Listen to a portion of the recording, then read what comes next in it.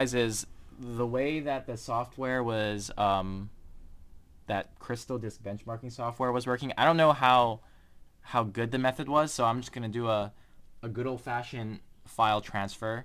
So I'm gonna take my music library, I'm gonna paste it here, and now let's see what kind of speeds we're gonna get. And now keep in mind, right now I'm actually upstairs from the server with Josh. Hello. So I'm upstairs, and I'm currently doing a file transfer. So right now I'm actually taking songs on my computer, which is running an NVMe SSD, so it's pretty fast there. However, you saw me copy and paste from the left side to the right side, so I was actually copying and pasting from the internal hard drive to the network drive. So if you see closely, it's actually network share volume. So you can actually see all of my files being transferred, and so you can actually see the performance here. Looks like we're getting about 7 megabytes a second. So this actually corresponds pretty closely to what we were seeing with the crystal disk benchmark of approximately, oh, I don't know. Let's go see what the crystal disk benchmark said. I've got so many windows open here. It was this one right here. So according to the benchmark said that we would be getting, and we're actually doing a write because we're copying from our hard drives and we're writing to the hard drive. It actually benchmarked at 10 megabytes per second, and real world performance looks actually very similar to about 10 megabytes per second when you're transferring something like music, and I'm thinking something like video would probably be very similar. So I'm gonna let this run for a little bit more just to get a better idea, but yeah, you do see you're getting about I hope the resolution here is good enough for you to actually see this, but let me try and okay, I can't really get, that's the closest you're gonna get. I can't get any closer. I don't know if you can see that you're getting about, I don't know, 4 to 10 megabytes per second. So this is a very close to what you're going to get real world performance. And right here you see that I'm transferring 4 gigabytes, and it's going to take 10 minutes to transfer 4 gigabytes. So it's not the fastest performance, but for most people this will be good enough. You'll be able to watch high definition video as long as it's compressed, such as MP4 or MKV, or pretty much any modern video codec will play at this data rate of about 4 megabytes per second.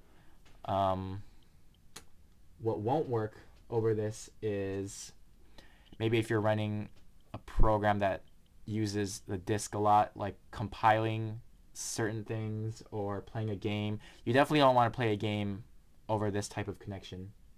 If you're trying to use your external hard drive to have a game and you're trying to play the game over the network hard drive, that wouldn't be a good idea. You'd be lagging a lot. But for watching videos or playing music, you should be good on that.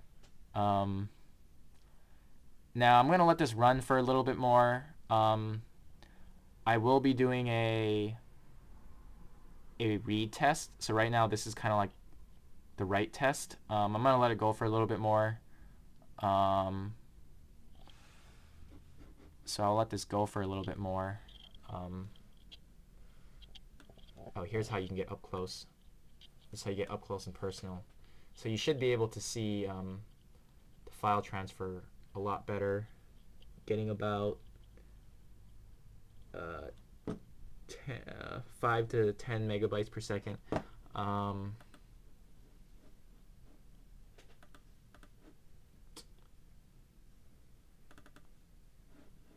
All right, so I think we've seen enough of this file transfer, so I'm just going to exit out, and we've got some files here. So I'm going to copy, and I'm going to paste it here.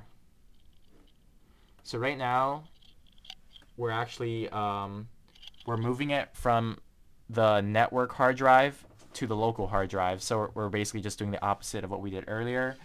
And we actually see almost the exact same performance.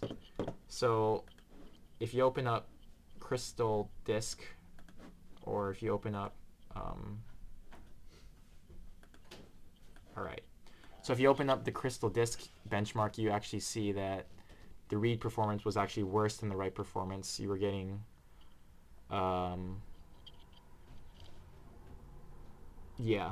slower read performance. And if you look here, it's actually really hard to tell whether or not the read or writes are slower.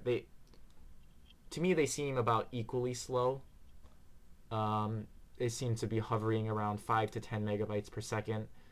So this is another reason why sometimes the real-world test is better to do than the benchmarks, because we're seeing that the read and write performance both seem to be at about 5 to 10 megabytes per second, but the benchmark says read is 6.7 and write is 10.6, but reality is not the same as the benchmark. And I'll let this run for a little bit more, but this is kind of a boring video at this point, so I'll just let this go. I mean, the main purpose of this video is to give you the real world performance of this hard drive, of this RAID enclosure if you're using it over the network, over a 5 gigahertz USB 3.0 upstairs network. You'll be getting about 3 to 10 megabytes per second, and that's all.